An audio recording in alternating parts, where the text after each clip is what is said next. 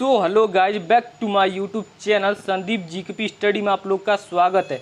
Guys, आज की complete video में आप लोग को बताने वाला हूं पॉलिटेक्निक प्रवेश 2024 जो पूरी किताब का निचोड़ क्वेश्चन लेकर आया हूं फ्रेंड, जिससे भौतिक विज्ञान का पूरा किताब का क्वेश्चन लेकर आया हूं फ्रेंड, जो आप लोगों के लिए ये अंतिम वीडियो होने वाला है। जो पूरी बुक का क्वेश्चन है फ्रेंड्स, तो आप लोग पूरी वीडियो में अंत तक बने रहेगा। मैं बता दूं फ्रेंड्स, जो भी अगर इस पूरी वीडियो को अंत तक देख लेता है तो 100% की उसे गवर्नमेंट कॉलेज से कोई रोक नहीं सकता है। तो आप लोग पूरी वीडियो में अंत तक बने रहेगा। केवल वही क्वेश्चन को सिलेक्ट किया गया है जो आप लोग के एग्जाम में डायरेक्टली पूछा ही जाएगा।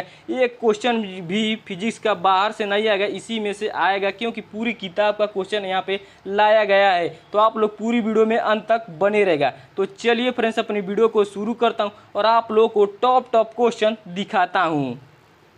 चलिए क्वेश्चन देखिए, अगला क्वेश्चन क्या पूछा जा रहा है और देख लीजिए।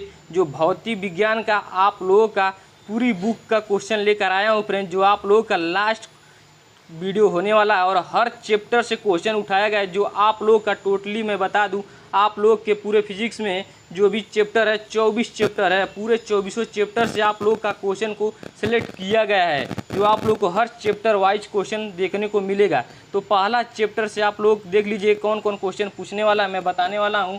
और आप लोग का जो पहला चैप्टर है मापन, इसी में से कौन कौन क्वेश्चन आ सकते हैं। तो देखिए पहला क्वेश्चन, और मैं बता दूं केवल वही क्वेश्चन को सिलेक्ट किया गया है जो आप लोग के एग्जाम में पूछ सकता है। आप लोगों को सीरियल वाइज नंबर आगे पाछे देखने को मिल सकता है, क्योंकि वही क्वेश्चन लाया गया है जो छांट कर आप लोग के एग्जाम में पूछ सकता है। क्योंकि अब आप लोगों के पास टाइम भी बहुत कम है। आप लोग का एग्जाम 13 तारीख से आप लोग का एग्जाम है, तो बस मात्र 1 से 2 दिन बचा हुआ है। आप लोग जितना ज़्यादा आप लोग क्वेश्चन का प्रैक्टिस करेंगे उतना ज़्यादा आप लोगों के लिए बेनिफिट रहेगा। तो क्वेश्चन को पढ़िए, देखिए क्वेश्चन क्या कहा जा रहा है, जो काफ़ी इंपॉर्टेंट क्वेश्चन है। देखिए क्वेश्चन पूछ सकता है, एक माइक्रोन में एंगस्ट्रॉम की संख्या होती है। तो आप लोगों को बताना है एक माइक्रोन में एंगस्ट्रॉम की संख्या कितनी होती है। 10⁴ होती है, 10⁶ होती है, 10⁹ होती है, 10⁻10 होती है। बताइए, फटाक से बताइए इसका राइट आंसर क्या हो जाएगा, जो काफ़ी इंपॉर्टेंट क्वेश्चन है। तो मैं बता दूं फ्रेंड्स, जब भी अगर आप लोग से एग्जाम में इस टाइप से क्वेश्चन पूछ लेगा कि एक माइक्रोन में एंगस्ट्रॉम की संख्या होती है, तो आप लोग हमेशा याद रखिएगा 10⁴ होती है। ये द राइट आंसर आप लोग का हो जाएगा। चलिए अब अगला क्वेश्चन देखते हैं। अगला क्वेश्चन क्या पूछा जा रहा है, जो काफ़ी इंपॉर्टेंट क्वेश्चन ये भी है। देखिए क्वेश्चन को पढ़िए, देखिए क्वेश्चन कर रहा है, एंगस्ट्रॉम किस भौतिक राशि का मात्रक है। आप लोग को बताना है जो एंगस्ट्रॉम होता है वो किस भौतिक राशि का मात्रक होता है। ध्वनि के वेग का होता है, प्रकाश की तरंगदैर्घ्य का होता है, प्रकाश के वेग का होता है, कि इनमें से कोई नहीं। बताइए, फटाक से बताइए, 30 सेकंड के अंदर इसका राइट आंसर क्या हो जाएगा। तो मैं बता दूं फ्रेंड्स, जब भी अगर आप लोग से एग्जाम में इस टाइप से क्वेश्चन पूछ लेगा एंगस्ट्रॉम किस भौतिक राशि का मात्रक होता है, तो आप लोग हमेशा याद रखिएगा प्रकाश की तरंगदैर्घ्य का होता है। बी द राइट आंसर आप लोग का हो जाएगा। चलिए अब अगला क्वेश्चन देखते हैं। अगला क्वेश्चन क्या पूछा जा रहा है, जो काफ़ी इंपॉर्टेंट क्वेश्चन ये भी है। केवल वही क्वेश्चन को सिलेक्ट किया गया है आप लोगों के हर चैप्टर से, जो आप लोग के एग्जाम में क्वेश्चन आ सकता है। क्योंकि आप लोग का सिलेबस काफ़ी बड़ा है, अगर आप लोग हर क्वेश्चन का करने लगेंगे तो आप लोग का सिलेबस नहीं पूरा हो पाएगा। तो क्वेश्चन को पढ़िए, देखिए क्वेश्चन क्या कहा जा रहा है, केल्विन किस राशि का मात्रक है। काफ़ी इंपॉर्टेंट क्वेश्चन है, पूछा जा रहा है केल्विन किस राशि का मात्रक है। विद्युत धारा का है, ताप का है, ज्योति तीव्रता का है, कि ऊष्मा का है। बताइए, फटाक से बताइए इसका राइट आंसर क्या हो जाएगा, जो काफ़ी इंपॉर्टेंट क्वेश्चन है। तो मैं बता दूं फ्रेंड्स, आप लोग हमेशा याद रखिएगा, जब भी पूछ लेगा केल्विन किस राशि का मात्रक होता है, आप लोग हमेशा याद रखिएगा ताप का होता है। बी द राइट आंसर आप लोग का हो जाएगा। चलिए अब अगला क्वेश्चन देख लेते हैं। अगला क्वेश्चन क्या पूछा जा रहा है, जो काफ़ी इंपॉर्टेंट क्वेश्चन ये भी है। देखिए क्वेश्चन कहा जा रहा है, एम्पियर वैद्युत धारा का मात्रक है। बस आप लोग के एग्जाम में छोटा छोटा क्वेश्चन पूछ देता, बस एग्जामिनर आप लोग को थोड़ा सा घुमा कर क्वेश्चन पूछता है। देखिए क्वेश्चन कहा जा रहा है, एम्पियर वैद्युत धारा का मात्रक है। बताइए, सीजीएस पद्धति में है, कि एफपीएस पद्धति में है, कि एसआई पद्धति में है, कि एमकेएस पद्धति में है। बताइए एम्पियर वैद्युत धारा का मात्रक किस पद्धति में है। तो आप लोग हमेशा याद रखिएगा, जब भी अगर आप लोग के एग्जाम में इस टाइप से क्वेश्चन पूछ लेगा एम्पियर वैद्युत धारा का मात्रक होता है, तो आप लोग हमेशा याद रखिएगा एसआई पद्धति में होता है। सी द राइट आंसर आप लोग का हो जाएगा। चलिए अब अगला क्वेश्चन देख लेते हैं। अगला क्वेश्चन क्या पूछा जा रहा है, जो काफ़ी इंपॉर्टेंट क्वेश्चन ये भी है। देखिए क्वेश्चन कहा जा रहा है वर्नियर कैल्पस की अल्पतम माप क्या होती है। काफ़ी इंपॉर्टेंट क्वेश्चन है, आप लोग से इस टाइप से क्वेश्चन काफ़ी पूछ लिया जाता है, इंटरव्यू में भी पूछ लिया जाता है क्वेश्चन। तो आप लोग को बताना है वर्नियर कैल्पस की अल्पतम माप क्या होती है। 0.1 मी होती है, 0.2 मी होती है, बताइए क्या हो जाएगा। तो आप लोग को मैं बता दूं फ्रेंड्स, आप लोग हमेशा याद रखिएगा, जब भी पूछ देगा वर्नियर कैल्पस के अल्पतम माप क्या होती है, आप लोग हमेशा याद रखिएगा 0.02 mm होती है, मी हो जाएगा आप लोग का। चलिए अगला क्वेश्चन देख लेते हैं। अब अगला क्वेश्चन क्या पूछा जा रहा है। देखिए क्वेश्चन क्या पूछा जा रहा है, एक प्रकाश वर्ष में कितनी माइक्रोन होते हैं। इस टाइप से क्वेश्चन अक्सर आप लोग के एग्जाम में पूछ लिया जाता है, एक प्रकाश वर्ष में कितने माइक्रोन होते हैं, बताइए। 10 टू दी पावर 20 होता है, 10 टू दी पावर 22 होता है, 10 टू दी पावर 10 होता है, 10 टू दी पावर 13 होता है, बताइए फटाक से बताइए इसका राइट आंसर क्या हो जाएगा। तो आप लोग हमेशा याद रखिएगा, जब भी अगर आप लोग के एग्जाम में क्वेश्चन आ जाए एक प्रकाश वर्ष में कितने माइक्रोन होते हैं, आप लोग हमेशा याद रखिएगा 10 टू दी पावर 22 होता है, बी द राइट आंसर आप लोग का हो जाएगा। चलिए अब अगला क्वेश्चन देख लेते हैं। अगला क्वेश्चन क्या पूछा जा रहा है, जो काफ़ी इंपॉर्टेंट क्वेश्चन ये भी है। इस टाइप से क्वेश्चन आप लोग के एग्जाम में एक क्वेश्चन 100% देखने को मिलेगा और काफ़ी आसान क्वेश्चन रहता है। देखिए क्वेश्चन पूछ रहा है 0.06050 में सार्थक अंकों की संख्या है। बस आप लोगों को इसी में से काउंट कर बताना है कि इसमें सार्थक अंकों की संख्या कितना है। जो आप लोग का यहाँ पे पॉइंट लगा है, पॉइंट के इधर का 0 छोड़कर और पॉइंट के पहले का 0 छोड़कर जितना शेष अंक बच जाता है वही आप लोग का सार्थक अंक हो जाता है। तो बताइए पॉइंट के बाद 0 छोड़कर कितने अंक बच रहे हैं, यहाँ पे देखिए कितने अंक बच रहे हैं। तो आप लोगों का 4 हो जाएगा। इसमें देखिए 6050 जितना अंक बज रहा है 4, तो आप लोग का इसमें कितना हो जाएगा, सार्थक अंक 4 हो जाएगा। डी द राइट आंसर आप लोग का हो जाएगा। तो इसी तरह से आप लोगों को सार्थक अंक निकालना रहता है। चलिए अब अगला क्वेश्चन देख लेते हैं। अगला क्वेश्चन क्या पूछा है, क्योंकि आप लोगों का पूरी किताब का क्वेश्चन लाया हूँ तो क्वेश्चन बहुत ज़्यादा क्वेश्चन है जो काफ़ी टाइम लगेगा, तो आप लोग पूरी वीडियो में अंत तक बने रहेगा। क्योंकि सारे अगर आप लोग एक बार भी देख कर चले जाते हैं एग्जाम देने इन सारे क्वेश्चन को, तो आप लोग 100% की सारे क्वेश्चन को कर ले जाएंगे। क्योंकि सारे क्वेश्चन आप लोग के एग्जाम में क्या होते हैं, ऑप्शन वाइज क्वेश्चन रहते हैं। बस आप लोगों को टिक लगाना रहता है कि कौन सा क्वेश्चन का ऑप्शन सही रहेगा। देखिए इसमें भी पूछा जा रहा है, एक कागज़ की मोटाई 0.0542 सेमी है, मापन में सार्थक अंक होंगे, बताइए। इसमें आप लोग बताइए, अभी मैं एक बताया हूँ उसमें सार्थक अंक कितना होगा, इसमें आप लोग बताइए सार्थक अंक कितना हो जाएगा, कितना है इसमें सार्थक अंक। हाँ तो आप लोगों का राइट आंसर कितना हो जाएगा, 3। इसमें सार्थक अंकों की संख्या कितना है, 3 है, 542। आप लोग सार्थक अंक की संख्या 3 हो जाएगा, सी द राइट आंसर। चलिए अगला क्वेश्चन देख लेते हैं। अगला क्वेश्चन क्या पूछा जा रहा है, जो काफ़ी इंपॉर्टेंट क्वेश्चन है, पॉलिटेक्निक 2007 में क्वेश्चन पूछा भी है। देखिए क्वेश्चन पूछ रहा है, देखिए क्वेश्चन पूछा जा रहा है, पिस्टन टूटी का कारण है। आप लोगों को बताना है पिस्टन टूटी का कारण क्या है। पेंच का सिरा घिस जाना, पेंच का डिबरी में ढीला हो जाना, असमान चूड़ी अंतराल, बताइए क्या हो जाएगा। तो मैं बता दूं फ्रेंड्स, जब भी अगर आप लोग से इस टाइप से क्वेश्चन पूछ लेगा पिस्टन टूटी का कारण होता है, तो आप लोग हमेशा याद रखिएगा क्या हो जाएगा, पेंच का ढिबरी में ढीला हो जाना, बी द राइट आंसर आप लोग का हो जाएगा। चलिए अब अगला क्वेश्चन देख लेते हैं। अगला क्वेश्चन क्या पूछा जा रहा है, जो काफ़ी इंपॉर्टेंट क्वेश्चन ये भी है। देख सकते हैं पॉलिटेक्निक 2013 में क्वेश्चन पूछा हुआ है, सारे इंपॉर्टेंट क्वेश्चन हैं।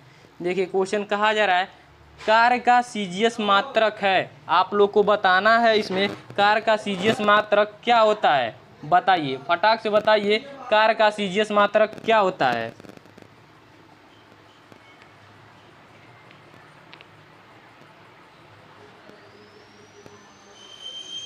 बताइए क्या हो जाएगा, कार्य का सीजीएस मात्रक क्या होता है। पॉलिटेक्निक 2013 में क्वेश्चन पूछा भी है। न्यूटन होता है, डाइन होता है, जूल होता है कि अर्ग होता है।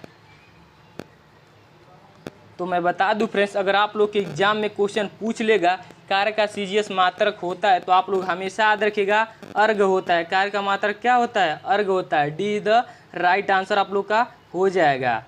चलिए अब अगला क्वेश्चन देख लेते हैं। अगला क्वेश्चन क्या पूछा जा रहा है, जो काफ़ी इंपॉर्टेंट क्वेश्चन है।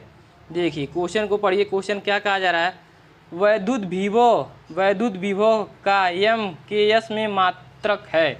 आप लोग को बताना है जो वैद्युत विभव का एम के एस में मात्रक क्या होता है। वोल्ट होता है, एम्पियर होता है, कूलाम होता है, न्यूटन प्रति कूलाम होता है। बताइए क्या हो जाएगा। तो आप लोग हमेशा याद रखिएगा वैद्युत विभव के एम के एस में मात्रक क्या होता है, वोल्ट होता है। ये द राइट आंसर आप लोग का हो जाएगा। चलिए अब अगला क्वेश्चन देख लेते हैं जो आप लोगों का क्या पूछा जा रहा है। तो देख सकते हैं फ्रेंड्स जितना सारा क्वेश्चन पहला चैप्टर से आप लोग का जो इंपॉर्टेंट क्वेश्चन था वो मैं आप लोगों को क्वेश्चन बता दिया हूँ। इतना ही केवल आप लोगों के पहला चैप्टर से क्वेश्चन पूछ सकता है, इससे ज़्यादा आप लोगों को पहला चैप्टर से क्वेश्चन नहीं आ सकता है। अब चलिए अब दूसरा चैप्टर में आप लोग को दिखाता हूँ कौन कौन से क्वेश्चन दूसरा चैप्टर में से आ सकता है। तो टोटली आप लोगों का हर चैप्टर से वही क्वेश्चन को सेलेक्ट किया गया है जो आप लोग के एग्जाम में पूछ सकता है। जो टोटली आप लोग के कितने चैप्टर हैं, 24 चैप्टर हैं। जो 24 चैप्टर का आप लोग का क्वेश्चन को सिलेक्ट किया गया है छांट कर, जो आप लोग के एग्जाम में आ सकता है। जिससे अगर आप लोग देख लेते हैं एक बार भी तब भी आप लोग एग्जाम में सारे क्वेश्चन को कर ले जाएंगे। अगर फिजिक्स से क्वेश्चन एक भी क्वेश्चन आप लोग नहीं छोड़ कर आएंगे, ये 100% गारंटी है मेरा, क्योंकि मैं भी एक पॉलिटेक्निक के फाइनल ईयर का स्टूडेंट हूँ जो पिछले 3 साल का एक्सपीरियंस है मुझे। तो देखिए क्वेश्चन देखिए दूसरा चैप्टर में से कौन कौन सा क्वेश्चन पूछ सकता है। जो दूसरा चैप्टर आप लोग का है सदिश एवं अदिश राशियाँ है। देखिए क्वेश्चन देखिए इसमें पहला क्वेश्चन क्या पूछ सकता है। जो आप लोग का 5वां क्वेश्चन लाया गया है, जो छांट कर जो यही इंपॉर्टेंट क्वेश्चन को लाया गया है, जो इसीलिए आप लोगों को कहीं 5वां क्वेश्चन देखने को मिलेगा, कहीं 7वां मिलेगा, कहीं 9वां मिलेगा। तो वही क्वेश्चन सेलेक्ट करके लाया गया है जो आप लोग के एग्जाम में आ सकता है। तो आप लोग सीरियल वाइज नंबर नहीं देखिएगा। देखिए क्वेश्चन देखिए क्या कहा जा रहा है, एकांक सदिश का परिमाण होता है। आप लोग को बताना है एकांक सदिश का परिमाण क्या होता है। 1 होता है, 0 होता है, अनंत होता है, इनमें से कोई नहीं। बताइए फटाक से बताइए इसका राइट आंसर क्या हो जाएगा। तो मैं बता दूं फ्रेंड्स, आप लोग हमेशा याद रखिएगा जब भी पूछ लेगा एकांक सदिश का परिमाण होता है, आप लोग हमेशा याद रखिएगा 1 होता है। ये द राइट आंसर आप लोग का हो जाएगा। चलिए अब अगला क्वेश्चन देख लेते हैं। अगला क्वेश्चन क्या पूछा जा रहा है, जो काफ़ी इंपॉर्टेंट क्वेश्चन ये भी है। देखिए क्वेश्चन को पढ़िए। क्वेश्चन कहा जा रहा है निम्न राशियों में से कौन सी सदिश नहीं है। आप लोगों को बताना है इसमें से कौन सी सदिश राशि नहीं है। गतिज ऊर्जा नहीं है, कि त्वरण नहीं है, कि रेखीय संवेग नहीं है, कि विस्थापन नहीं है। बताइए फटाक से बताइए इसका राइट आंसर क्या हो जाएगा। तो आप लोग हमेशा याद रखिएगा, पूछ देगा निम्न में से कौन सा सदिश राशियाँ नहीं होती हैं, तो आप लोग हमेशा याद रखिएगा जो गतिज ऊर्जा होता है क्या होता है, सदिश राशि नहीं होता है। ये इधर राइट आंसर आप लोग का हो जाएगा। चलिए अब अगला क्वेश्चन देख लेते हैं। अगला क्वेश्चन क्या पूछा जा रहा है, जो काफ़ी इंपॉर्टेंट क्वेश्चन है। पॉलिटेक्निक 2005 में क्वेश्चन पूछा हुआ है, 2024 में भी क्वेश्चन आ सकता है। देखिए क्वेश्चन कहा जा रहा है सदिश राशि है। आप लोगों को उसमें सदिश राशियाँ नहीं बताना था, इसमें आप लोगों को बताना सदिश राशि कौन सा है। दूरी है, चाल है, वेग है, द्रव्यमान है। बताइए क्या हो जाएगा। तो आप लोग हमेशा याद रखिएगा सदिश राशि क्या होता है, वेग होता है। सीधा राइट आंसर। चलिए अब अगला क्वेश्चन देख लेते हैं। अगला क्वेश्चन क्या पूछा जा रहा है। देखिए क्वेश्चन को पढ़िए, देखिए क्वेश्चन का क्या आ जा रहा है, जो पॉलिटेक्निक 2008 में क्वेश्चन पूछा भी है। देखिए क्वेश्चन कह रहा है दो समान वेक्टरों का परिमाण शून्य है तो उनके बीच का कोण होगा। तो इसमें पूछा जा रहा है दो वेक्टर है, मान लीजिए वेक्टर ए है इंटू वेक्टर बी है, तो दोनों वेक्टरों का परिमाण शून्य है, इन दोनों वेक्टरों का परिमाण शून्य है तो इनके बीच का कोण क्या होगा। तो आप लोग को बताना है इनके बीच का कोण क्या होगा, 90 डिग्री होगा, 180 अंश होगा, 45 अंश होगा कि 0 अंश हो जाएगा। बताइए फटाक से बताइए इनका राइट आंसर क्या हो जाएगा। तो आप लोग हमेशा याद रखिएगा, जब भी अगर आप लोग के एग्जाम में पूछ देगा दो वेक्टरों का परिमाण शून्य तो उनके बीच का कोण क्या होता है, 180 अंश होता है। बी द राइट आंसर आप लोग का हो जाएगा। चलिए अब अगला क्वेश्चन देख लेते हैं। अगला क्वेश्चन क्या पूछा जा रहा है, जो काफ़ी इंपॉर्टेंट क्वेश्चन ये भी है, जो देख सकते हैं पॉलिटेक्निक 2014 में क्वेश्चन पूछा गया है। देखिए क्वेश्चन कहा जा रहा है निम्न में से कौन सदिश राशि है। आप लोगों को इसमें बताना है सदिश राशि है, धारा है, वैद्युत क्षेत्र है, दूरी है, आयतन है। बताइए फटाक से बताइए इसका राइट आंसर क्या हो जाएगा। तो आप लोग हमेशा याद रखिएगा सदिश राशि क्या है, वैद्युत क्षेत्र होता है। Be the right answer. चलिए अब अगला क्वेश्चन देख लेते हैं। अगला क्वेश्चन क्या पूछा जा रहा है, जो काफ़ी इंपॉर्टेंट क्वेश्चन है, पॉलिटेक्निक 2013 में क्वेश्चन पूछा भी है। देखिए क्वेश्चन कहा जा रहा है निम्न में से कौन अदिश राशि है। आप लोगों को इसमें उसमें सदिश राशि बताना था, इसमें आप लोग को अदिश राशि का बताना है, कौन सा बल होगा कि वेग होगा कि विस्थापन होगा कि आयतन होगा। बताइए फटाक से बताइए अदिश राशि क्या है। तो आप लोग हमेशा याद रखिएगा अदिश राशि क्या होता है, आयतन होता है। डी द राइट आंसर आप लोग का हो जाएगा। चलिए अब अगला क्वेश्चन देख लेते हैं। अगला क्वेश्चन क्या पूछा जा रहा है। देखिए क्वेश्चन को पढ़िए, देखिए क्वेश्चन क्या कहा जा रहा है, जो काफ़ी इंपॉर्टेंट क्वेश्चन है।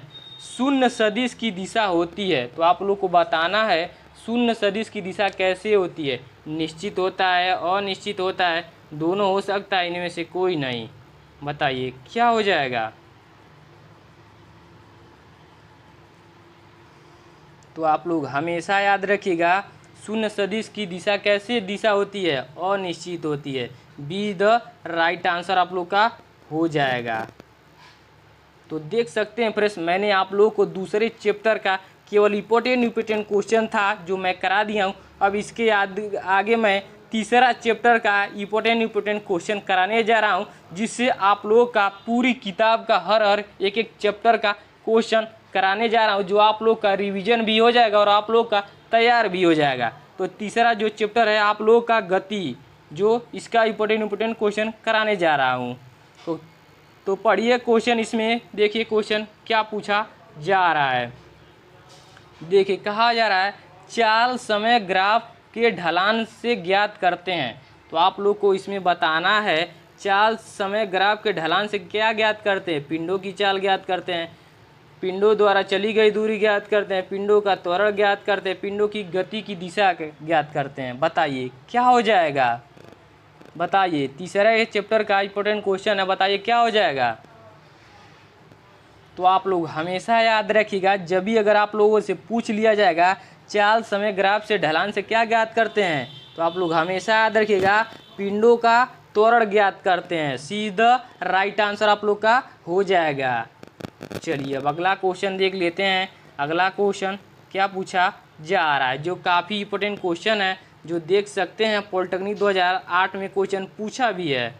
देखिए क्वेश्चन कहा जा रहा है जब वस्तु समान समय अंतराल में समान दूरी तय करती है तो उसकी गति होती है। आप लोग को बताना है जब वस्तु समान समय अंतराल में समान दूरी तय करती है तो उसकी गति कैसे होती है, अवमंदित गति होती है, त्वरित गति होती है, असमान गति होती है कि असमान गति होती है। बताइए फटाक से इसका राइट आंसर क्या हो जाएगा। तो आप लोग हमेशा याद रखिएगा, जब भी आप लोगों से इस टाइप से क्वेश्चन पूछ लेगा कि जब वस्तु समान समय अंतराल में समान दूरी तय करती है तो उसकी गति होती है, तो आप लोग हमेशा याद रखिएगा उसकी गति कैसे होती है, एक समान गति होती है। डी द राइट आंसर आप लोग का हो जाएगा। चलिए अब अगला क्वेश्चन देख लेते हैं। अगला क्वेश्चन क्या पूछा जा रहा है, जो काफ़ी इंपॉर्टेंट क्वेश्चन ये भी है। देखिए क्वेश्चन कहा जा रहा है, एक वस्तु विरामावस्था से कुछ दूरी चलकर रुक जाती है वस्तु के प्रारंभिक तथा अंतिम वेग का अंतर होगा।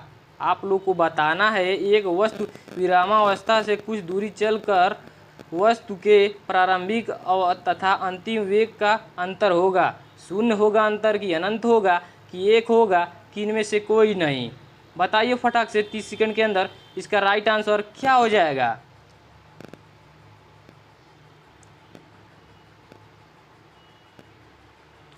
तो आप लोग हमेशा याद रखिएगा क्या होगा, शून्य होगा। ये द राइट आंसर आप लोग का हो जाएगा। चलिए अब अगला क्वेश्चन देख लेते हैं। अगला क्वेश्चन क्या पूछा जा रहा है। देखिए काफ़ी इंपॉर्टेंट क्वेश्चन ये भी है। क्वेश्चन को पढ़िए। देखिए क्वेश्चन क्या कहा जा रहा है, एक गतिमान पिंड समय के वर्ग के अनुक्रमपाती में दूरी तय कर रहा है। पिंड का त्वरण, तो आप लोग को बताना है पिंड का त्वरण क्या होगा, बढ़ेगा घटेगा। कहा जा रहा है एक गतिमान पिंड समय के वर्ग के अनुक्रमपाती में दूरी तय कर रहा है। पिंड का त्वरण क्या होगा, बढ़ रहा है, घट रहा है, शून्य है, नियत है। बताइए क्या हो जाएगा। जो इम्पोर्टेंट क्वेश्चन है आप लोगों से पूछ सकता है, तो आप लोग हमेशा याद रखिएगा क्या होता है, नियत होता है। डी द राइट आंसर आप लोग का हो जाएगा। चलिए अब अगला क्वेश्चन देख लेते हैं। अगला क्वेश्चन क्या पूछा जा रहा है। देखिए कहा जा रहा है एक वस्तु एक समान वेग से चल रही है, इसका त्वरण होगा। आप लोग को बताना है एक वस्तु एक समान वेग से चल रही है तो इसका त्वरण क्या होगा, ए होगा, शून्य होगा, जी होगा, इनमें से कोई नहीं। बताइए क्या हो जाएगा। तो आप लोग हमेशा याद रखिएगा शून्य हो जाएगा। Be the right answer. तो देख सकते हैं फ्रेंड्स, मैंने आप लोगों को तीसरा चैप्टर का सारा इम्पोर्टेंट क्वेश्चन करा दिया हूँ। अब इससे आगे मैं आप लोगों को चौथा चैप्टर का इम्पोर्टेंट क्वेश्चन कराने जा रहा हूँ, जिससे अगर आप लोग इसमें भी केवल वही क्वेश्चन सेलेक्ट किया जो आप लोग के एग्जाम में आ सकता है। आप लोग का हर चैप्टर का क्वेश्चन को सेलेक्ट किया गया है। जो आप लोग का चौथा चैप्टर है गति के नियम, जो आप लोग का इसमें भी इम्पोर्टेंट क्वेश्चन क्या कौन क्वेश्चन पूछ सकता है, जिससे आप लोग का पूरा सिलेबस रिवाइज हो जाएगा और आप लोग का एक अच्छा खासा तैयारी भी हो जाएगा। देखिए क्वेश्चन को पढ़िए। देखिए क्वेश्चन क्या कहा जा रहा है, कोई वस्तु उस समय तक अपनी विरामा अवस्था अथवा गति अवस्था परिवर्तित नहीं करती है जब तक उस पर कोई बाह्य बल न लगाया जाए। इसका कारण क्या है। आप लोग को बताना है कोई वस्तु उस समय तक अपनी विरामा अवस्था अथवा गति अवस्था परिवर्तित नहीं करती है जब तक उस पर कोई बाह्य बल न लगाया जाए। तो इसका कारण क्या है, द्रव्यमान है, कि भार है, कि जड़त्व है, कि त्वरण है। बताइए क्या हो जाएगा। फटाक से बताइए इसका राइट आंसर क्या हो जाएगा। तो आप लोग हमेशा याद रखिएगा क्या हो जाएगा, जड़त्व हो जाएगा। सी द राइट आंसर आप लोग का हो जाएगा। अगला क्वेश्चन देखिए। अगला क्वेश्चन क्या पूछा जा रहा है, जो काफ़ी इंपॉर्टेंट क्वेश्चन ये भी है। देखिए क्वेश्चन देखिए क्या कहा जा रहा है, न्यूटन के तृतीय नियम के अनुसार क्रिया और प्रतिक्रिया बल। आप लोग को बताना है न्यूटन के तृतीय नियम के अनुसार क्रिया प्रतिक्रिया बल एक ही वस्तु पर कार्य करते रहते हैं कि अलग अलग वस्तुओं पर एक दूसरे के विपरीत कार्य करते हैं, परिणाम एवं दिशा में समान होते हैं। बताइए क्या हो जाएगा, जो काफ़ी इंपॉर्टेंट क्वेश्चन है। तो आप लोग हमेशा याद रखिएगा जब भी पूछ देगा न्यूटन के तृतीय नियम के अनुसार क्रिया और प्रतिक्रिया बल होते हैं, तो आप लोग हमेशा याद रखिएगा अलग अलग वस्तुओं पर एक दूसरे के विपरीत कार्य करते हैं। बी द राइट आंसर आप लोग का हो जाएगा। चलिए अब अगला क्वेश्चन देख लेते हैं। अगला क्वेश्चन क्या पूछा जा रहा है। देखिए अगला क्वेश्चन भी काफ़ी इंपॉर्टेंट क्वेश्चन है, जो आप लोग से इस टाइप से भी क्वेश्चन पूछा जा सकता है। देखिए क्वेश्चन देखिए कहा जा रहा है, किसी गतिशील पिंड का वेग आधा करने से उसका संवेग हो जाता है। आप लोग को बताना है इसमें किसी किसी गतिशील पिंड का वेग आधा कर देने से उसका संवेग क्या हो जाता है? आधा हो जाता है, दोगुना हो जाता है, 4 गुना कि 1/4। बताइए, फटाक से बताइए इसका राइट आंसर क्या हो जाएगा?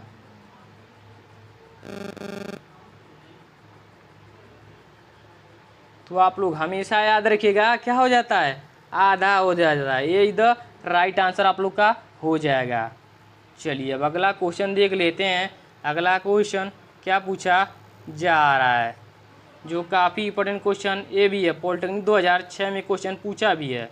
देखिए क्वेश्चन कहा जा रहा है 1 किग्रा भार का मान होता है। आप लोग को बताना है 1 किग्रा भार का मान कितना होता है? 0.98 न्यूटन होता है कि 98 न्यूटन होता है, 9.8 न्यूटन होता है? बताइए क्या हो जाएगा?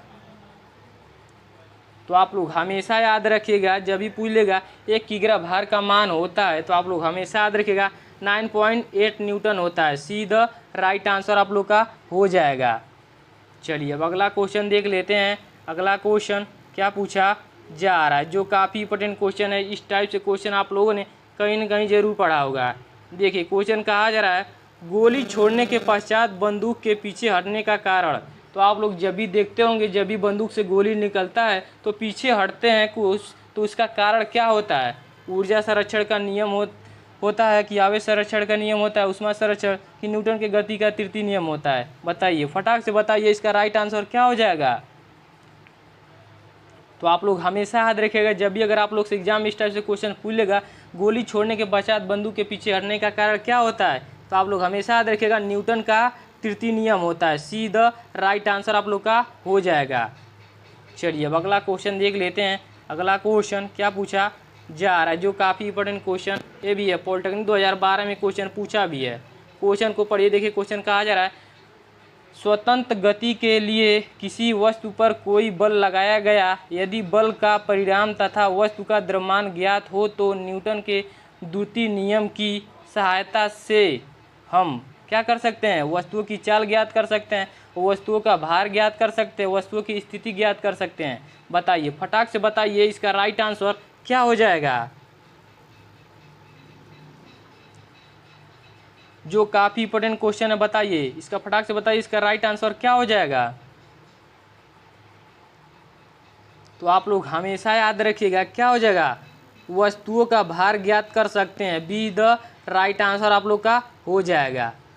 चलिए अब आप लोगों को लास्ट क्वेश्चन दिखा रहा हूँ, चौथा चैप्टर का लास्ट क्वेश्चन है। जो इतना ही चैप्टर से आप लोग का इतना ही केवल क्वेश्चन पूछ सकता है, इससे ज़्यादा क्वेश्चन नहीं पूछ सकता है। क्योंकि अगर आप लोग पूरा एक चैप्टर का पूरा क्वेश्चन करने लगेंगे तो आप लोग पूरा सिलेबस काफ़ी बड़ा है, आप लोग एक भी क्वेश्चन नहीं कर पाएंगे और आप लोग का अच्छे से तैयारी भी नहीं हो पाएगा। केवल वही क्वेश्चन है जो आप लोग के एग्जाम में आ सकता है और हर चैप्टर से मोस्ट इंपॉर्टेंट क्वेश्चन को उठाया गया है, जो काफ़ी इंपॉर्टेंट क्वेश्चन है। देख सकते हैं पॉलिटेक्निक 2012 में ये भी क्वेश्चन पूछा गया है। तो सारे कहीं कहीं प्रीवियस ईयर में आए हुए हैं और आप लोग के एग्जाम में ज़्यादातर रिपीटेड क्वेश्चन ही आते हैं जो प्रीवियस ईयर में पूछे रहते हैं। देखिए क्वेश्चन कहा जा रहा है घर्षण बल एफ तथा घर्षण गुणांक म्यू के मध्य सही संबंध है। आप लोग को इसके बीच में संबंध बताना है, एफ और म्यू के बीच में संबंध क्या है? बताइए, फटाक से बताइए इसका राइट आंसर क्या हो जाएगा? तो आप लोग हमेशा याद रखिएगा एफ और म्यू के बीच में संबंध क्या होता है? एफ इक्वल टू होता है म्यू आर होता है। बी द राइट आंसर आप लोग का हो जाएगा। चलिए अब अगला क्वेश्चन देखते हैं। अगला क्वेश्चन क्या, आप लोगों को अगला चैप्टर का क्वेश्चन दिखाने वाला हूं, लेकिन यहाँ पे आप लोग का एक क्वेश्चन और है जो यहाँ पे देख लीजिए। इसके बाद से आप लोग का ये लास्ट क्वेश्चन रहेगा चौथे चैप्टर का।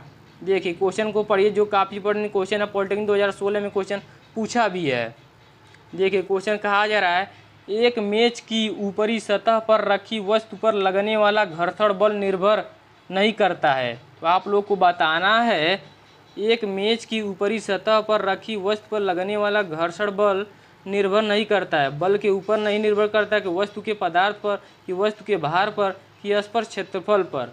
बताइए, फटाक से बताइए इसका राइट आंसर क्या हो जाएगा? तो आप लोग हमेशा याद रखिएगा बल के प्रकार पर निर्भर नहीं करेगा। ये द राइट आंसर आप लोग का हो जाएगा।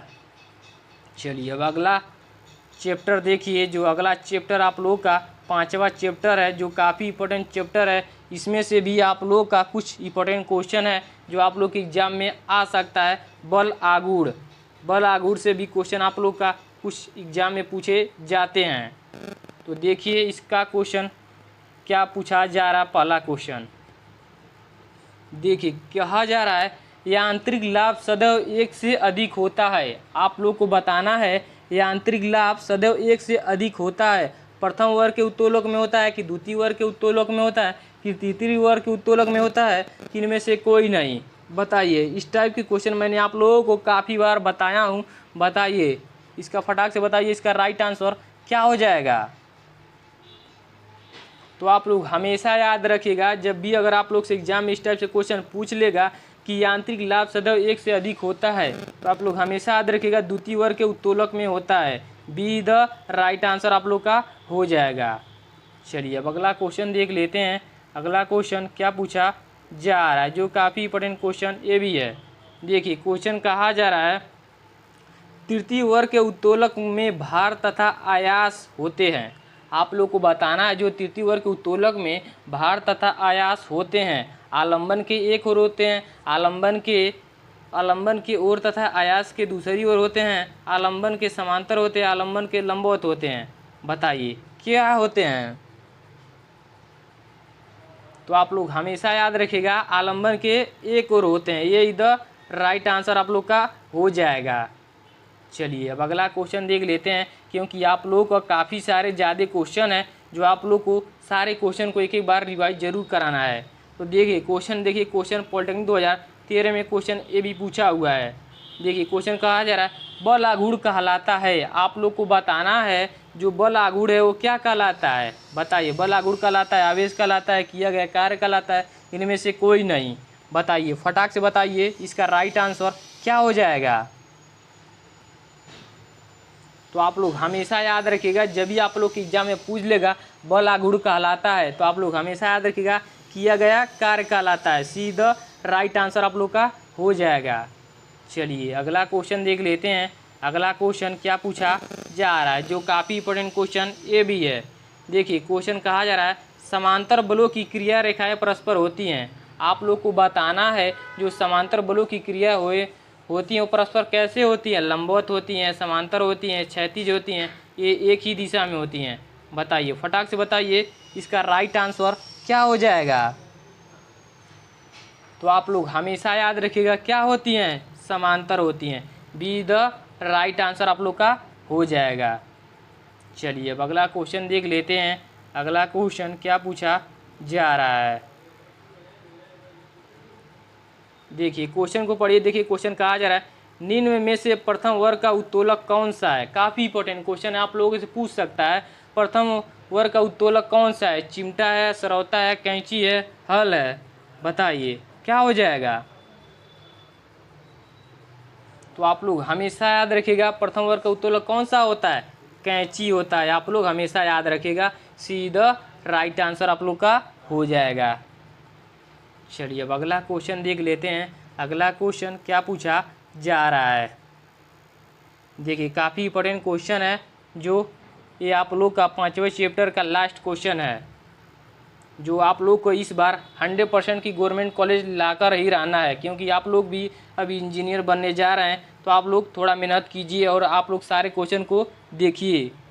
देखिए क्वेश्चन क्या कहा जा रहा है, लीवर का यांत्रिक लाभ सदैव 1 से कम होगा।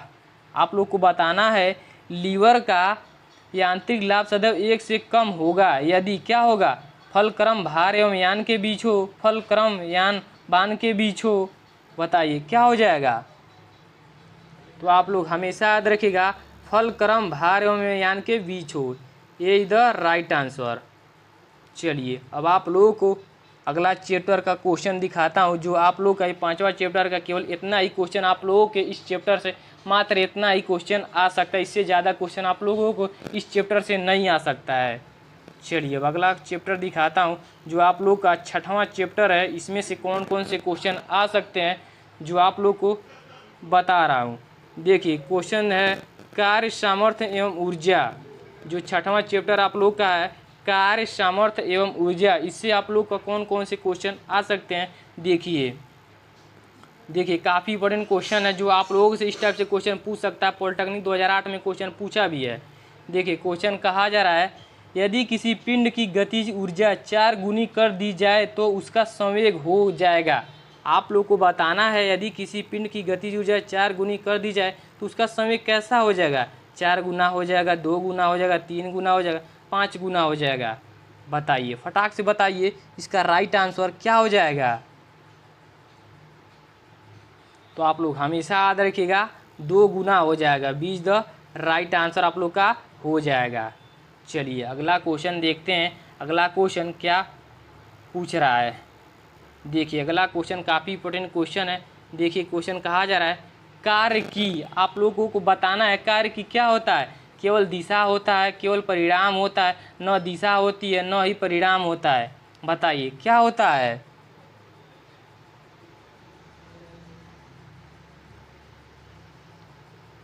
तो आप लोग हमेशा याद रखिएगा कार्य क्या क्या होता है, केवल परिणाम होता है। Be the right answer. ये जो पॉलिटेक्निक 2014 में क्वेश्चन पूछा हुआ, देखिए क्वेश्चन कह रहा है यम द्रव्यमान के एक कण का संवेग p है, इसकी गतिज ऊर्जा होगी। तो आप लोग बताइए इसकी गतिज ऊर्जा क्या हो जाएगी, जो काफ़ी इंपॉर्टेंट क्वेश्चन है, आप लोगों से पूछ सकता है। बताइए फटाक से बताइए इसका राइट आंसर क्या हो जाएगा। तो मैं बता दूं फ्रेंड, जब भी अगर आप लोगों से एग्जाम में इस टाइप से क्वेश्चन पूछ लेगा यम द्रव्यमान के एक कण की संवेग p है तो इसकी गतिज ऊर्जा क्या होगी, तो आप लोग हमेशा याद रखिएगा p²/2m होता है। डी द राइट आंसर आप लोग का हो जाएगा। चलिए अगला क्वेश्चन देख लेते हैं। अगला क्वेश्चन क्या पूछा जा रहा है, जो काफ़ी इंपॉर्टेंट क्वेश्चन ये भी है। देखिए क्वेश्चन कहा जा रहा है, निम्नलिखित में से ऊर्जा का सबसे बड़ा मात्रक है। आप लोग को बताना है ऊर्जा का सबसे बड़ा मात्रक क्या होता है। बताइए, किलोवाट घंटा होता है, वाट घंटा होता है, अर्ग होता है, जूल होता है। बताइए फटाक से बताइए इसका राइट आंसर क्या हो जाएगा।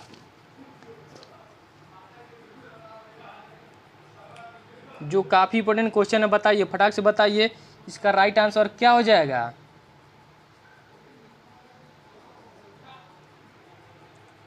तो मैं बता दूं फ्रेंड्स, आप लोग हमेशा याद रखिए जब भी पूछ लेगा ऊर्जा का सबसे बड़ा मात्रक क्या होता है, किलोवाट घंटा होता है। ये द राइट आंसर आप लोग का हो जाएगा। ये वाला ऑप्शन आप लोग का सही हो जाएगा।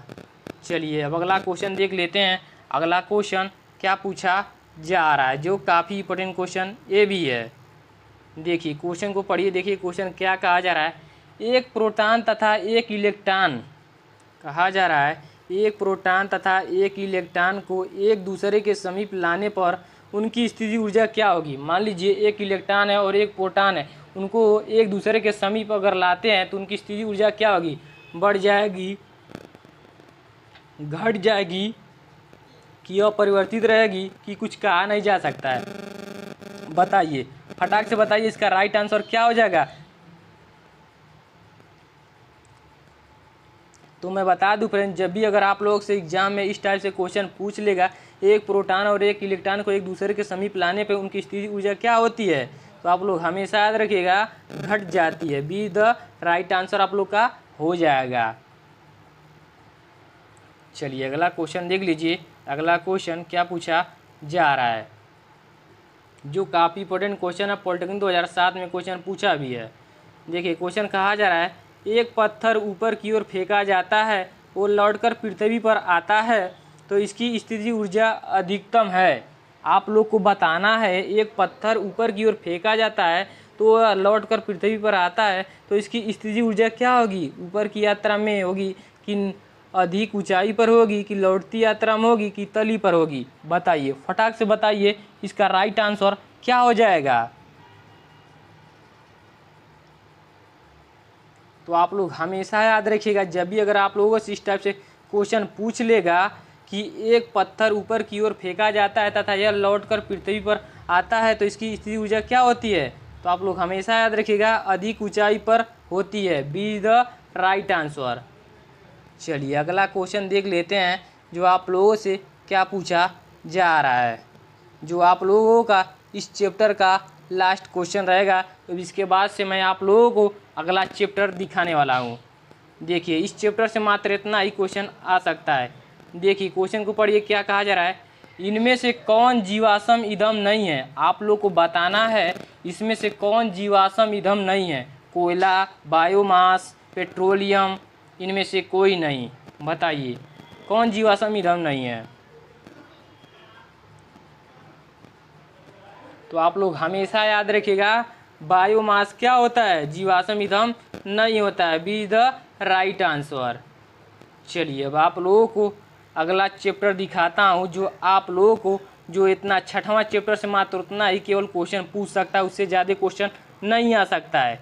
अब चलिए सातवां क्वेश्चन देखिए, जो आप लोगों का सातवां चैप्टर है गुरुत्वाकर्षण। जो आप लोगों को इस चैप्टर से कौन कौन से क्वेश्चन पूछे जा सकते हैं, देखते हैं कौन कौन से चैप्टर पूछे जा सकते हैं इस चैप्टर से। तो चलिए पहला क्वेश्चन देखिए क्या पूछा जा रहा है। देखिए क्वेश्चन को पढ़िए। देखिए क्वेश्चन कहा जा रहा है, समुद्र में उठने वाले ज्वार का कारण है। तो आप लोग का बताना है जो समुद्र में उठने वाले ज्वार का कारण क्या होता है। चंद्रमा का पृथ्वी पर लगने वाला गुरुत्वाकर्षण बल होता है, सूर्य के पृथ्वी पर लगने वाला गुरुत्वाकर्षण बल होता है, कि शुक्र का पृथ्वी पर लगने वाला गुरुत्वाकर्षण बल होता है। बताइए फटाक से बताइए, इसका राइट आंसर क्या हो जाएगा।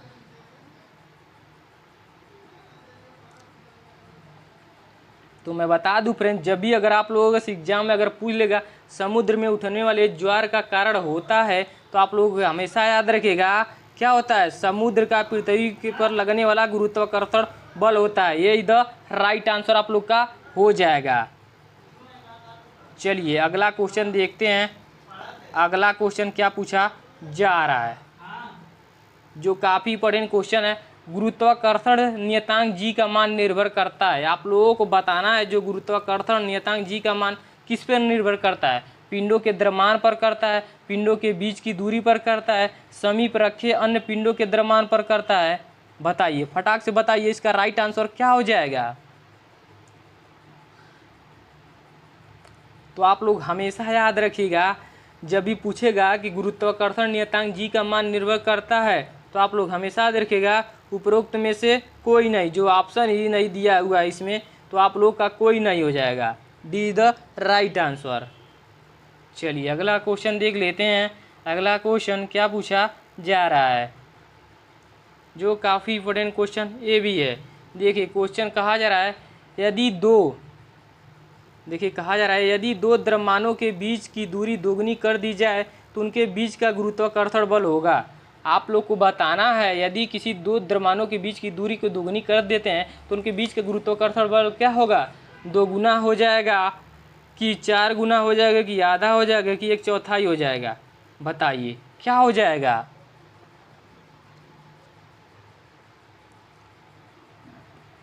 आप लोग हमेशा याद रखिएगा 1/4 हो जाएगा। डी द राइट आंसर आप लोग का हो जाएगा।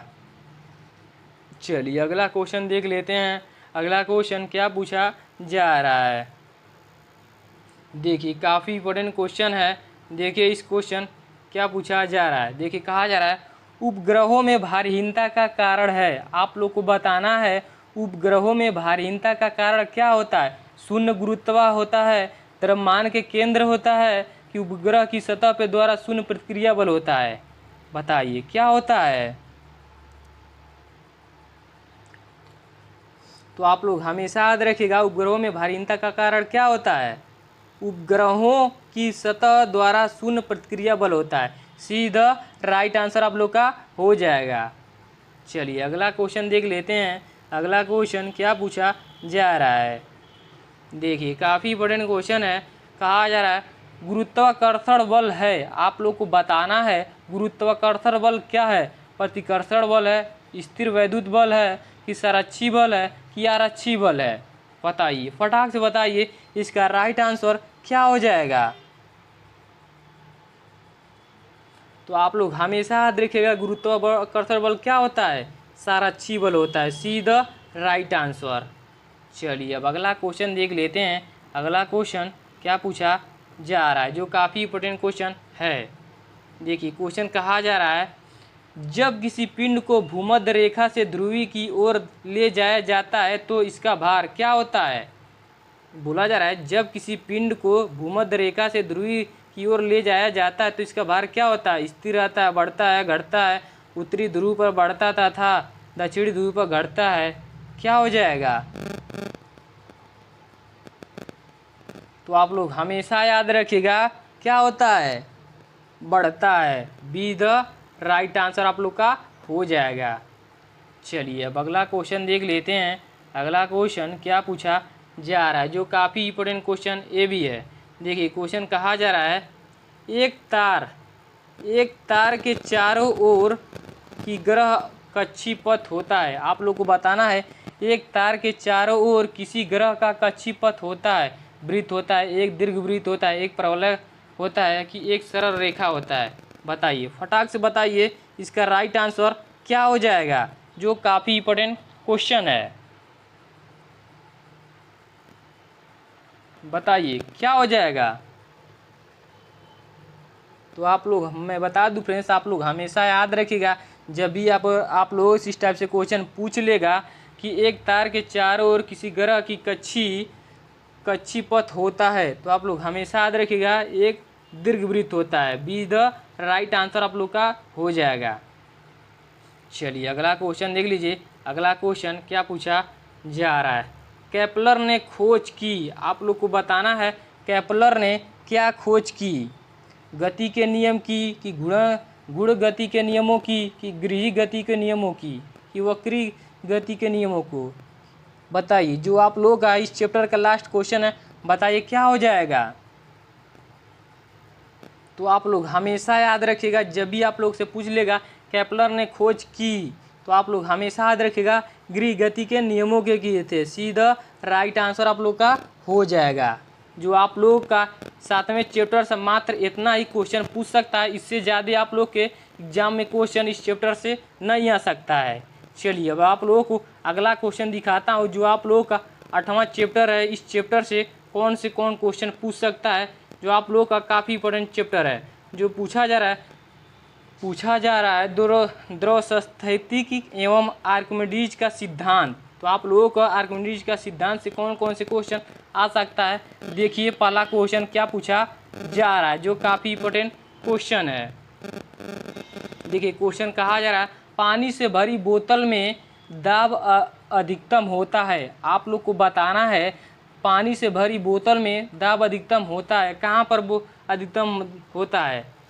बोतल के ऊपरी सतह पर, बोतल के मध्य में, पहले ऊपर की, फिर मध्य में, बोतल की पेंदी पर। बताइए कहाँ पर हो जाएगा, जो काफ़ी इंपॉर्टेंट क्वेश्चन है। बताइए फटाक से बताइए, इसका राइट आंसर क्या हो जाएगा।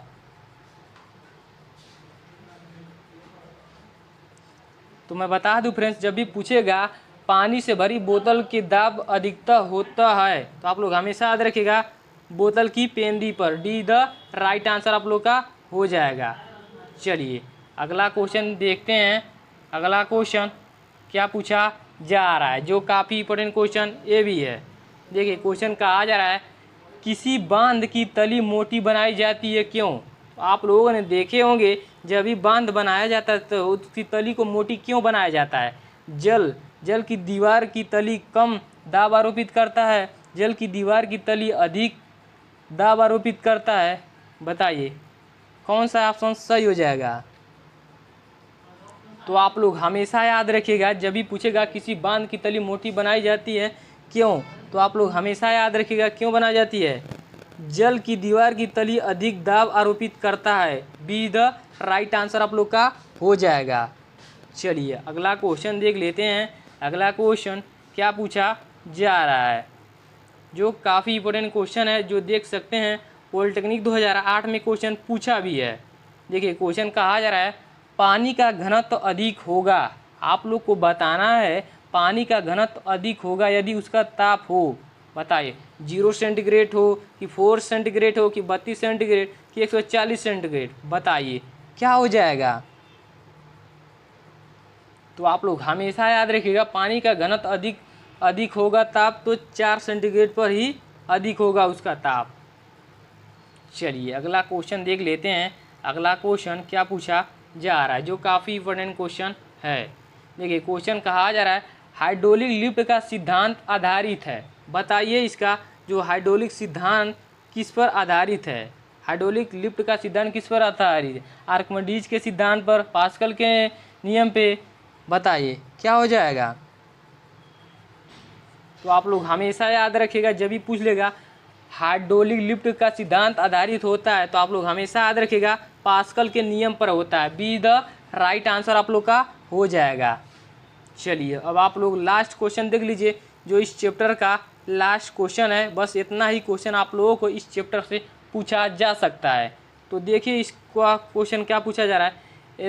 यदि वायु की आर्द्रता बढ़ाती है, यदि वायु की आर्द्रता बढ़ती है तो वायुमंडलीय दाब क्या होगा? आप लोगों से पूछा जा रहा है यदि वायु की आर्द्रता बढ़ती है तो वायुमंडलीय दाब क्या होगा? घटेगा, बढ़ता है, पहले घटता है फिर बढ़ता है कि अपरिवर्तित रहता? क्या हो जाएगा? तो आप लोग हमेशा याद रखिएगा बढ़ता है। बी द राइट आंसर आप लोग का हो जाएगा। चलिए अब आप लोगों को अगला चैप्टर का क्वेश्चन दिखा रहा हूँ। जो 9वां चैप्टर है उसमें से आप लोग को कौन कौन से क्वेश्चन पूछे जा सकते हैं। जो 9वां चैप्टर आप लोग का है सरल लोलक तरंग गति एवं ध्वनि, जो काफ़ी इंपॉर्टेंट चैप्टर है। इसमें से आप लोगों को ज़्यादातर क्वेश्चन आप लोग के एग्जाम में पूछे जा सकते हैं। थोड़ा सा इस चैप्टर से ज़्यादा क्वेश्चन पूछे जाते हैं। तो चलिए देखते हैं कौन कौन से क्वेश्चन पूछे जा सकते हैं। पहला क्वेश्चन को पढ़िए, देखिए क्या पूछा जा रहा है। देखिए कहा जा रहा है निम्न में से कौन अनुदैर्घ्य तरंग का उदाहरण है? तो आप लोग को बताना है निम्न में से कौन अनुदैर्घ्य तरंग का उदाहरण है। वायु में ध्वनि तरंगे, अंतरिक्ष में रेडियो तरंगे, प्रकाश किरणें। बताइए क्या हो जाएगा? जब भी अगर आप लोगों से पूछेगा निम्न में से अनुदैर्घ्य तरंग का उदाहरण है तो आप लोग क्या बताएंगे? तो आप लोग हमेशा याद रखिएगा वायु में ध्वनि तरंगे, ये द राइट आंसर आप लोग का हो जाएगा। चलिए अगला क्वेश्चन देखते हैं। अगला क्वेश्चन क्या पूछा जा रहा है। देखिए क्वेश्चन काफ़ी इंपॉर्टेंट क्वेश्चन ये भी है। निम्न में से किस तरंगों की आवृत्ति सबसे कम होती है? आप लोग को बताना है निम्न में से किस तरंगों की आवृत्ति सबसे कम होती है। क्षय तरंगे, गामा तरंगे, कि रेडियो तरंगे, कि ध्वनि तरंगे? बताइए फटाक से बताइए इसका राइट आंसर क्या हो जाएगा।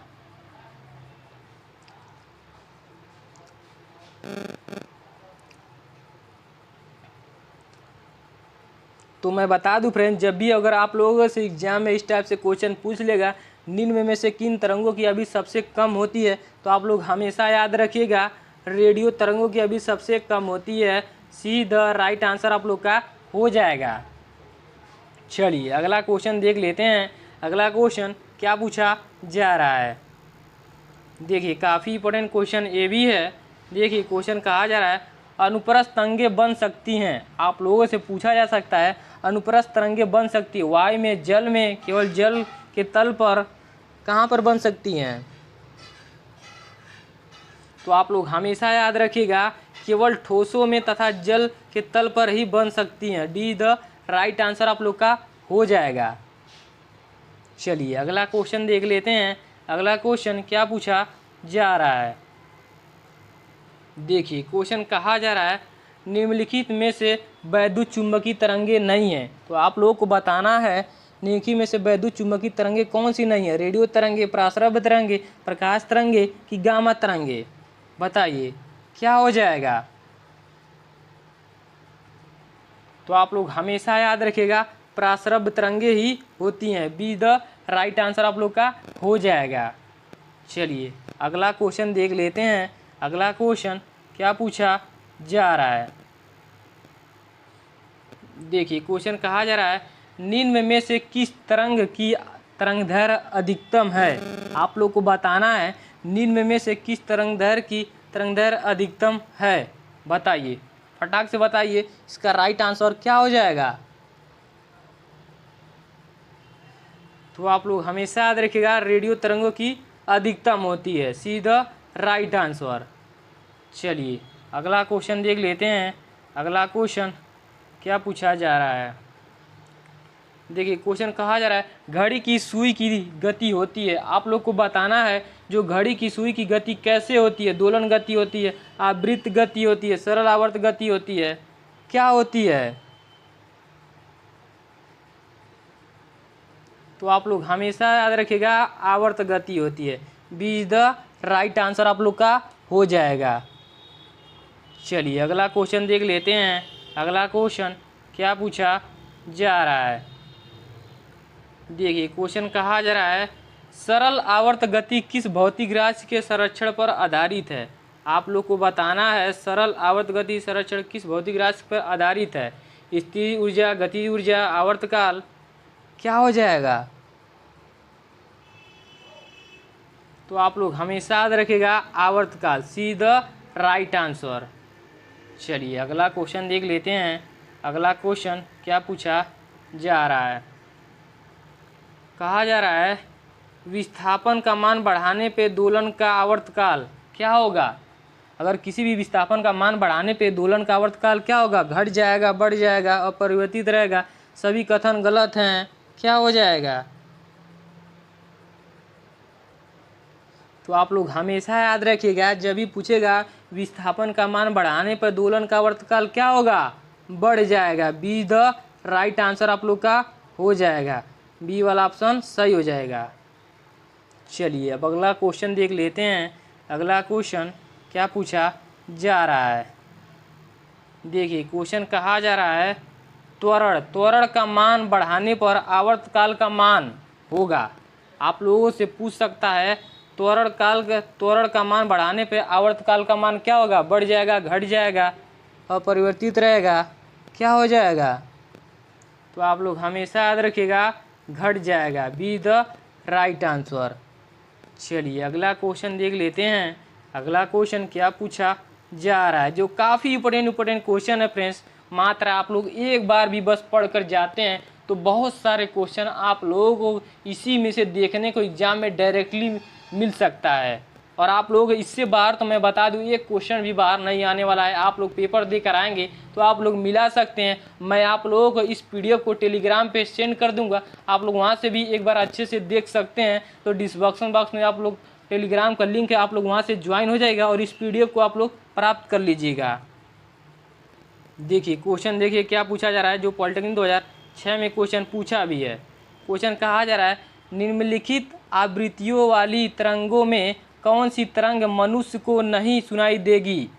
बताना है आप लोगों को निम्नलिखित आवृत्तियों वाली तरंगों में कौन सी तरंगें मनुष्य को नहीं सुनाई देंगी, क्या हो जाएगा। तो आप लोग हमेशा याद रखिएगा 15 हर्ट्ज वाली जो होगी मनुष्य को नहीं सुनाई देगी, ये द राइट आंसर आप लोग का हो जाएगा। चलिए अगला क्वेश्चन देख लेते हैं। अगला क्वेश्चन क्या पूछा जा रहा है, कहा जा रहा है ध्वनि का वेग किसमें अधिकतम होता है। आप लोग को बताना है ध्वनि का वेग किसमें अधिकतम होता है, जल में, हवा में, स्टील में, निर्वात में। बताइए कहाँ पे होता है। तो आप लोग हमेशा याद रखिएगा कहाँ पे होता है, स्टील में होता है, सी द राइट आंसर आप लोग का हो जाएगा। चलिए अगला क्वेश्चन देख लेते हैं। अगला क्वेश्चन क्या पूछा जा रहा है, देखिए क्वेश्चन कहा जा रहा है जब ध्वनि विरल के से सघन माध्यम से जाती है तो बदलता है। बताना है आप लोगों को जब ध्वनि विरल से सघन माध्यम में जाती है तो क्या बदलता है, तरंगदैर्घ्य, आवृत्ति, आयाम, क्या हो जाएगा। तो आप लोग हमेशा याद रखिएगा तरंगदैर्घ्य ही बदलता है, ये द राइट आंसर। चलिए अगला क्वेश्चन देख लीजिए। अगला क्वेश्चन क्या पूछा जा रहा है, जो काफ़ी इंपॉर्टेंट क्वेश्चन है, पॉलिटेक्निक 2009 में क्वेश्चन पूछा भी है। देखिए क्वेश्चन कहा जा रहा है सरल लोलक में जब विस्थापन आयाम के बराबर हो तो गतिज ऊर्जा होती है। आप लोग को बताना है जो सरल लोलक में जब विस्थापन आयाम के बराबर हो तो गतिज ऊर्जा होती है, उच्चतम होती है, शून्य होती है, परिवर्तित रहती है, क्या होती है। तो आप लोग हमेशा याद रखिएगा शून्य होती है, बी द राइट आंसर आप लोग का हो जाएगा। चलिए अगला क्वेश्चन देख लेते हैं। अगला क्वेश्चन क्या पूछा जा रहा है, जो काफ़ी इंपॉर्टेंट क्वेश्चन है, पॉलिटेक्निक 2007 और 2010 में 2 बार क्वेश्चन पूछा भी है, जो 2024 में भी क्वेश्चन पूछ सकता है। देखिए क्वेश्चन कहा जा रहा है अनुप्रस्थ तरंगें उत्पन्न की जा सकती हैं। तो आप लोगों को बताना है अनुप्रस्थ तरंगें उत्पन्न की जा सकती हैं। ठोसों एवं गैसों में, ठोसों एवं द्रवों में, गैसों एवं द्रवों में, बताइए कहाँ पे? तो आप लोग हमेशा याद रखिएगा ठोस द्रव गैस तीनों में ही की जा सकती हैं। डी द राइट आंसर आप लोग का हो जाएगा। चलिए अब आप लोगों को इस चैप्टर का, नवे चैप्टर का लास्ट क्वेश्चन दिखा रहा हूँ, जो आप लोगों का इससे ज़्यादा क्वेश्चन नहीं पूछ सकता है इस चैप्टर से। तो लास्ट क्वेश्चन है इस चैप्टर का, देखिए क्या पूछा जा रहा है, जो पॉलिटेक्निक 2016 में क्वेश्चन पूछा भी है। ध्वनि की तीव्रता को मापते हैं, आप लोग को बताना है ध्वनि की तीव्रता को किस में मापते हैं, बताइए फटाक से बताइए किस में मापते हैं। तो आप लोग हमेशा याद रखिएगा ध्वनि की तीव्रता को डेसिबल में मापते हैं। बी द राइट आंसर आप लोग का हो जाएगा। चलिए अब आप लोगों को 10वां चैप्टर दिखाता हूँ, जिससे आप लोगों को कौन कौन से क्वेश्चन इस चैप्टर से भी पूछ सकता है। जो आप लोग का चैप्टर का नाम है पदार्थ का अगुणित सिद्धांत है। जो आप लोग का 10वां चैप्टर है पदार्थ का अणु गति सिद्धांत, जो आप लोग का काफ़ी इंपॉर्टेंट क्वेश्चन है। इससे कौन कौन से क्वेश्चन पूछ सकता है आप लोग को दिखाने वाला हूँ। तो चलिए पहला क्वेश्चन इसका दिखाता हूँ। देखिए पहला क्वेश्चन कौन सा आप लोगों से पूछ सकता है। देखिए क्वेश्चन को पढ़िए। क्वेश्चन कहा जा रहा है जब जल जम जाता है तो उसके अणुओं के बीच की दूरी क्या होती है। काफ़ी इंपॉर्टेंट क्वेश्चन है। इस टाइप से आप लोग के एग्जाम में क्वेश्चन पूछ सकता है, पूछ देगा। जब जल जम जाता है तो उसके अणुओं के बीच की दूरी क्या होती है, घट जाती है, बढ़ जाती है, अपरिवर्तित रहती है, कुछ कहा नहीं जा सकता, बताइए क्या हो जाएगा। तो आप लोग हमेशा याद रखिएगा बढ़ जाता है। बी द राइट आंसर आप लोग का हो जाएगा।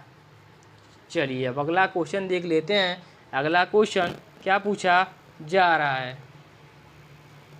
देखिए क्वेश्चन देखिए क्या कहा जा रहा है। किसी वस्तु का ताप बढ़ाने पर उसके अणुओं की गतिज ऊर्जा क्या होगी, बढ़ जाती है, कम हो जाती है, गतिज ऊर्जा के अनुपात में बढ़ती है, बताइए क्या हो जाएगा। तो आप लोग हमेशा याद रखिएगा बढ़ जाती हैं, यही द राइट आंसर आप लोग का हो जाएगा। चलिए अगला क्वेश्चन देख लेते हैं। अगला क्वेश्चन क्या पूछा जा रहा है। देखिए क्वेश्चन कह रहा है द्रवों में अणुओं की स्थिति होती है, बताइए क्या होती है, द्रव में अणुओं की स्थिति कैसी होती है। तो आप लोग हमेशा याद रखिएगा अनिश्चित होती है, यही द राइट आंसर आप लोग का हो जाएगा। चलिए अगला क्वेश्चन देख लेते हैं। अगला क्वेश्चन क्या पूछा जा रहा है, जो काफ़ी इंपॉर्टेंट क्वेश्चन है। देखिए क्वेश्चन कहा जा रहा है यदि गैस का आयतन स्थिर बनाए रखा जाए तो ताप के बढ़ने पर गैस का दाब होगा, बताइए स्थिर बना रहेगा, बढ़ेगा, घटेगा, क्या हो जाएगा। तो आप लोग हमेशा याद रखिएगा बढ़ेगा। बी द राइट आंसर आप लोग का हो जाएगा। चलिए अगला क्वेश्चन देख लेते हैं। अगला क्वेश्चन क्या पूछे सकता है, जो काफ़ी इंपॉर्टेंट क्वेश्चन है। पॉलिटेक्निक 2007 में क्वेश्चन पूछा भी है। देखिए क्वेश्चन कहा जा रहा है आदर्श गैस की आंतरिक ऊर्जा निर्भर करती है। आप लोग को बताना है जो आदर्श गैस की आंतरिक ऊर्जा किस पर निर्भर करती है, केवल दाब पर करती है, केवल आयतन पे करती है, किस पे करती है।